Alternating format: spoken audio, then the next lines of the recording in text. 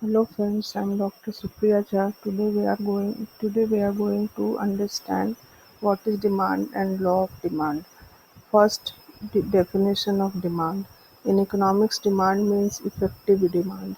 It is defined as desire backed up by willingness to pay a price and the capacity to make payment.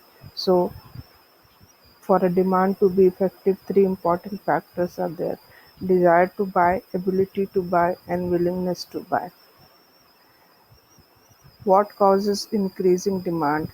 There are several factors which causes the increase in the demand. Increase in demand is due to following factor: rise in the income of the consumer, rise in the price of substitutes, fall in the price of complementary goods, change in the taste in favor of the commodity, change in the fashion, change in the structure of the population, redistribution of income to certain groups who favor this commodity, reduction, revision of taxes or commodities, good and attractive advertisement for the commodity. Due to all these factors, if the consumer buy more of the commodity even without a fall in the price, then increase in the demand takes place. Law of demand says that other factors remaining the same, demand of a product is inversely related to the price.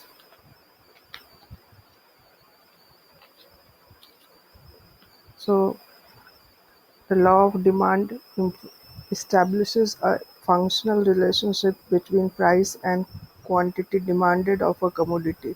In this law, Marshall tries to explain the consumer's tendency of consuming commodity in relation to its price. What is demand schedule? The demand schedule is a tabular representation of various quantities of a commodity demanded at various alternative price during a given period of time. This demand schedule, when drawn on a graph sheet, we get a demand curve.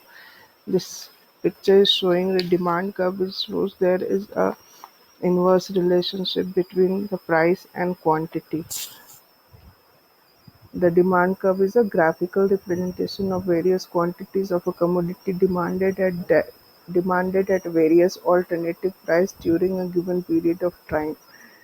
Price is measured on the y-axis and quantity demanded on the x-axis.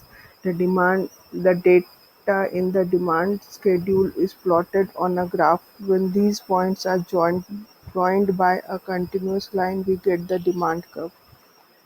Demand can be individual demand or it can be market demand. The individual's demand for products and services in a given period of time is called individual demand, and market demand is the sum of the demands of all individuals in a given period of time. Now, elasticity of demand. Price elasticity refers to the responsiveness of demand for a commodity to a given change in its price. There are five types of elasticity of demand according to the degree of price elasticity. In elastic demand, perfectly inelastic demand, perfectly elastic, unit elastic. Next slide we will understand all these five types of elasticities of demand. Thank you.